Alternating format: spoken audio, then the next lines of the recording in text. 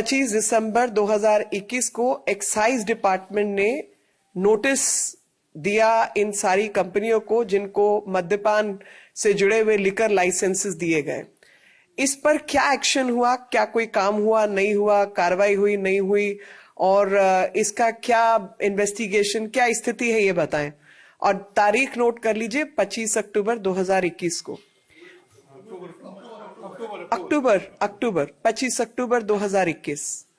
उसके बाद 14 जुलाई 2022 यानी सिर्फ एक हफ्ता पहले की बात है, जिसमें कैबिनेट नोट के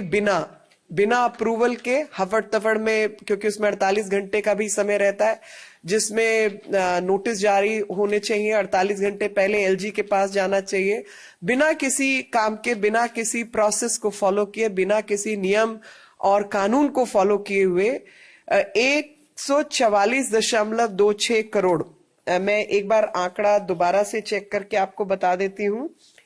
144.36, 26 नहीं 36 करोड़,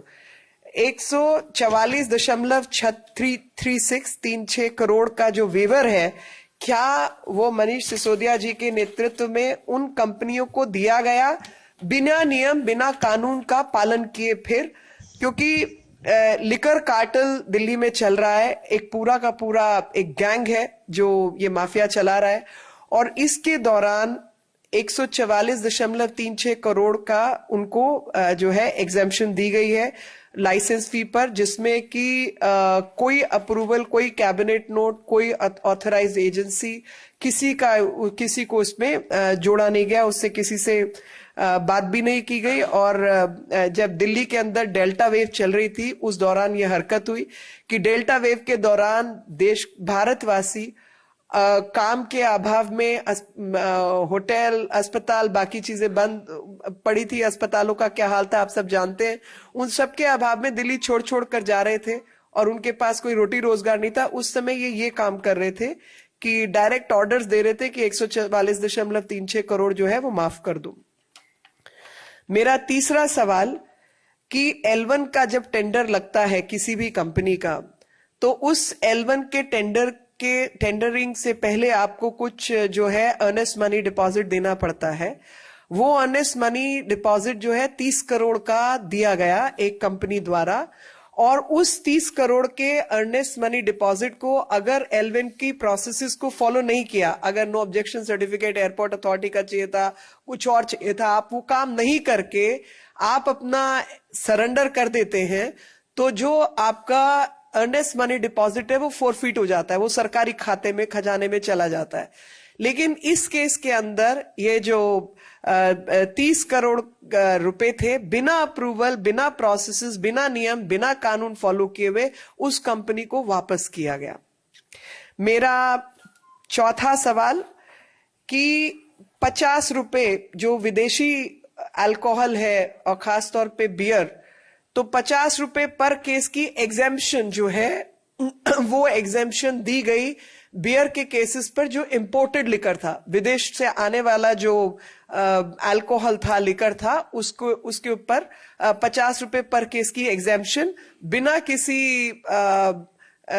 अप्रूवल के, बिना किसी कैबिनेट नोट के, बिना किसी ऑथराइज्ड एजेंसी के, बिना एलजी को सूचित किए, ये 50 रुपए भी पर केस कम किया गया, जिसकी वजह से जो दिल्ली की जनता है, उनके जो टैक्स के फायदे थे, जो उनको पैसा आना था, वो सब जो है जनता के पैसे का लगातार नुकसान किया गया। इसके बाद जो एक ब्लैक लिस्टेड कंपनी है खाओ गली नाम की जो ब्लैक लिस्टेड कंपनी है, उसको इन्होंने 2 जोन्स के ठेके दिए। 2 जोन्स के अंदर ब्लैक लिस्टेड कंपनी को ठेका कैसे दिया, इसकी भी एक्सप्लेनेशन ये केजरीवाल जी तथ्यों के साथ दें तो हम सबको ईमानदारी का सर्टिफिकेट असेस करने में मदद होगी।